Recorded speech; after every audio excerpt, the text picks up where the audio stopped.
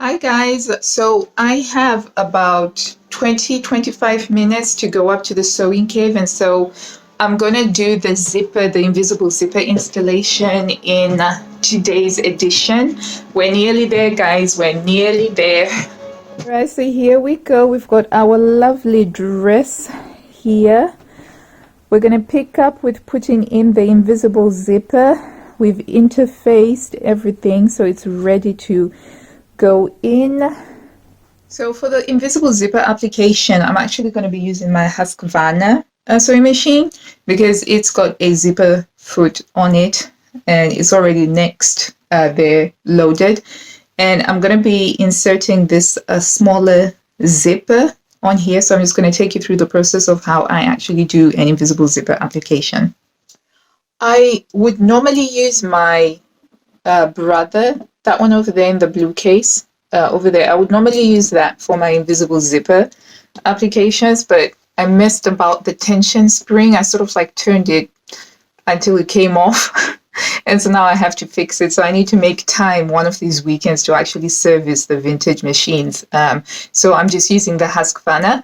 I'm going to be using the invisible zipper foot, which works a treat. It's super fast, it's super quick, and it's barely an inconvenience to use it. So I'm going to show you how I do that. But first, I'm going to finish this off with the overlocker. So remember, I had sewn it up and I had to try it on, so I didn't want to overlock it in case I had to make any adjustments. So now I'm going to overlock it and then we'll jump into the zipper installation.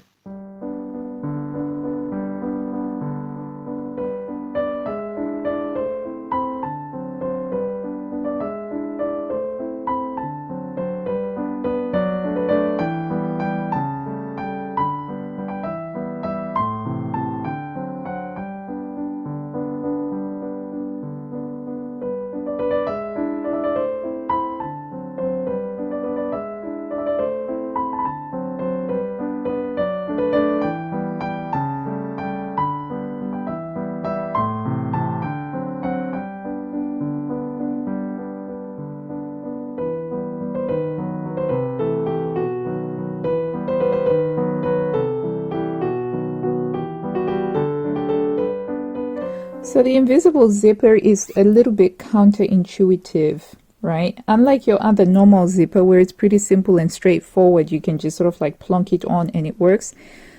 With this one, it does take a little bit of some head turning. So you'd have to put it on so that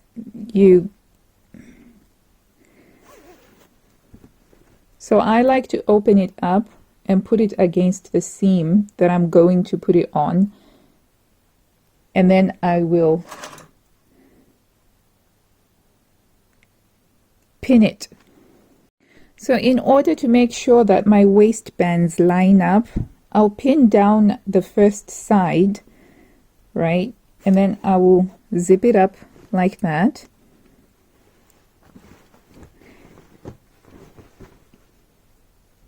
And then I will try and grip the other side and just turn it over to see if it's actually matching up on here, because you want them to line up. You can use a marker pen if you want, so you could do that. And then you know that this is a critical point, that you have to line up your zipper so that your waistband lines up. So I like to double check and double check again when I'm doing this. So the next thing that I'm going to do is I'm actually going to do some hand sewing, and I'm going to hand baste the zipper down. And why I'm doing this is because we've constructed the entire dress, so it's going to be quite tricky to sew on the invisible zipper. Anything else, I would normally do the invisible zipper first. So say, for example, with a skirt, the invisible zipper would be done on the center back seam. before I sewed up everything together. So I'm not sewing a cylindrical piece of fabric and attaching a zipper to it. So in order to minimize the chances of this moving around, I'm actually going to sew it down. And that way I can also check and make sure that everything is lined up neatly. So we're going to do some hand sewing now. In order to hand sew it down, I'm going to do it whilst the zipper tape is opened. And I'm keeping these on here so that it's marking my waist points. Okay, right, here we go. Okay, so for the zipper, I like to use, I don't know what this stitch is called, but I like to do it sort of like a, almost like an elongated zigzag stitch, because I find that if you just do a straightforward basting stitch, things move around a little bit, but when I do it like this, there's no shifting that happens. It doesn't have to be neat or anything like that. It will just, you know, hold on to it. So that's how I'm doing it.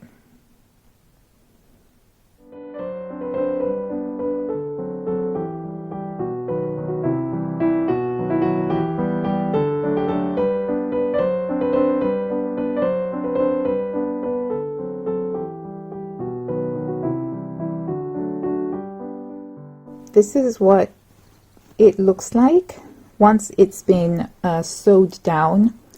I have tried using, there's this sort of like double-sided sticky tape that you can stick down, but I really don't like that stuff, because it, when you're then sewing and your needle is going through the tape itself, it leaves the sticky tape residue on the needle. So the time that I tried to use it, it didn't work for me. I prefer doing it this way. So then just do a quick check, see, and that's about matching up, right? So I'm happy with that. So now I can take it over to the machine, and I've loaded, let's move that over here. I have loaded my invisible zipper foot.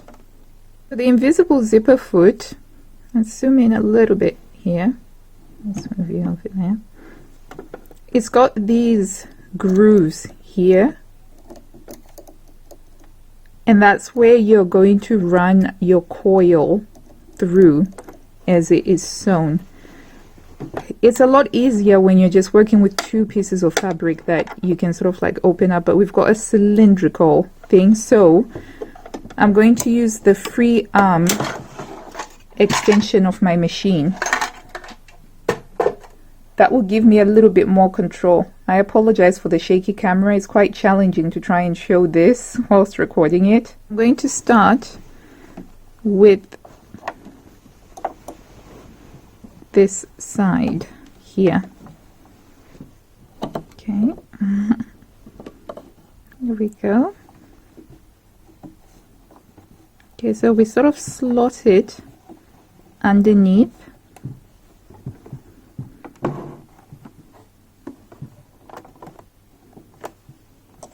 Right, and for me, I always use my crochet hook. So this is a 1.75 millimeter, but you can use any that you like. I basically use this to help me keep the coil open. Let me see if I can zoom that in for you. You see that? So we're trying to get this coil in this groove and this little separator to be as close to here as possible. Okay, and this, so if I let go of this, as you can see, it coils back up, and then you end up having a stitching line further away from the coils. So you want to keep it open, as it's going in there, and this helps you to keep it open as you're feeding it underneath. I am going to try and record it. It's going to be a bit challenging though.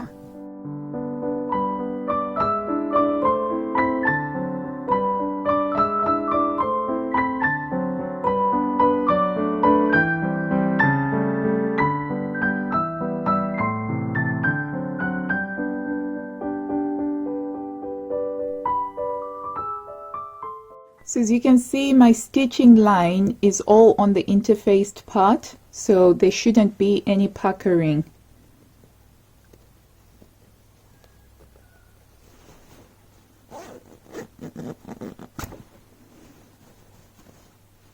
So there's one side done. Now we need to do the other side.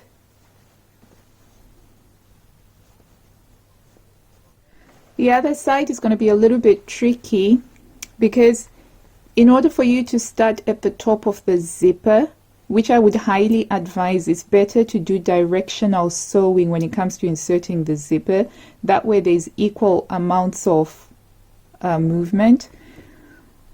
We're going to have the bulk of the dress on this side of the machine, which can be a bit challenging, but if you take your time with it, you know, you get there. Slow and steady is definitely the way forward when it comes to dealing with invisible zippers being inserted in a completed dress. It's a lot easier if you're inserting them in a, in the flat, but it takes a little bit longer when you're doing it this way. But you get a better fit because you're putting them on last after you've done all of your fitting. Right. So now this one goes onto the other side. So here we go. We've got it in now.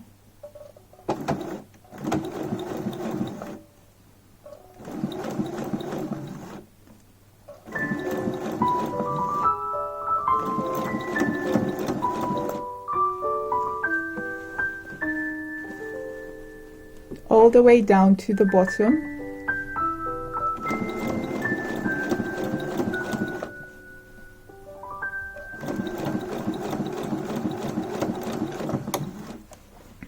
Okay, when you get to the seam here, I will do a back stitch just to reinforce it because there's a seam underneath it.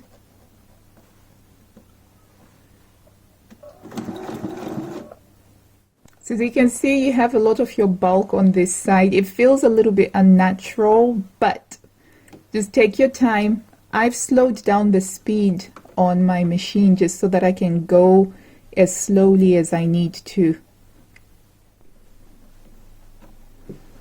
And then we're going to keep going right up until we butt up to this point here and then back stitch.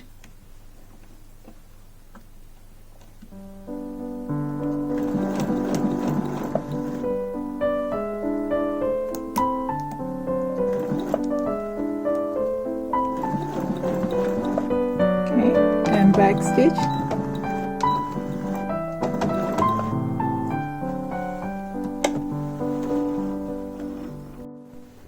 Okay.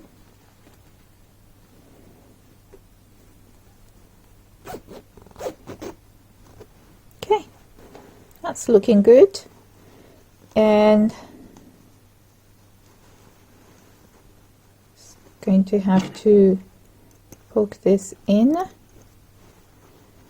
I'm going to do some hand sewing here to sew this down, and also some hand sewing over here to sew this seam down. But there we go, an invisible zipper, and then we're just going to give it a nice press. But because we've stabilized this, it hasn't stretched out or puckered in any way. It just looks nice and smooth, which is what you want to have. Okay, and then we'll just press that a little bit. I might need to go over this bit again. Okay, we no longer have any need for these stitches, so I'm just going to be removing them.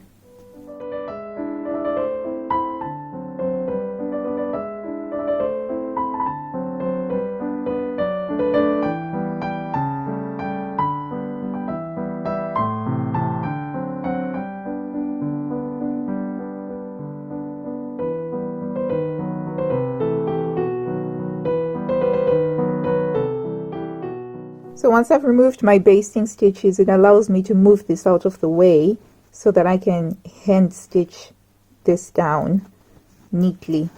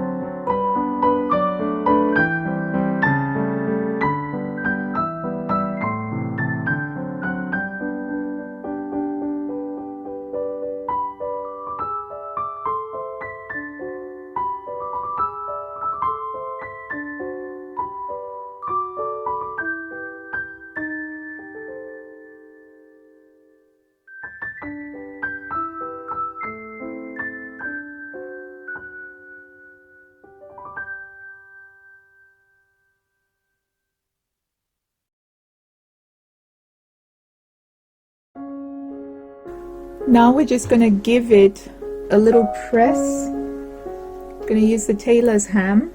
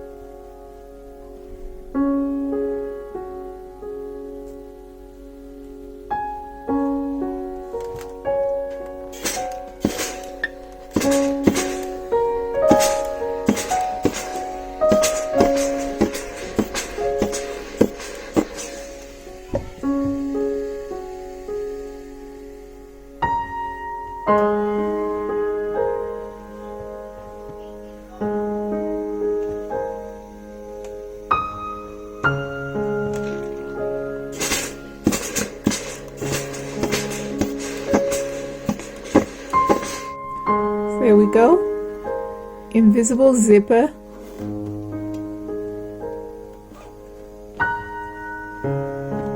Done. While I'm at it, I'm going to press the waist and bodice seam.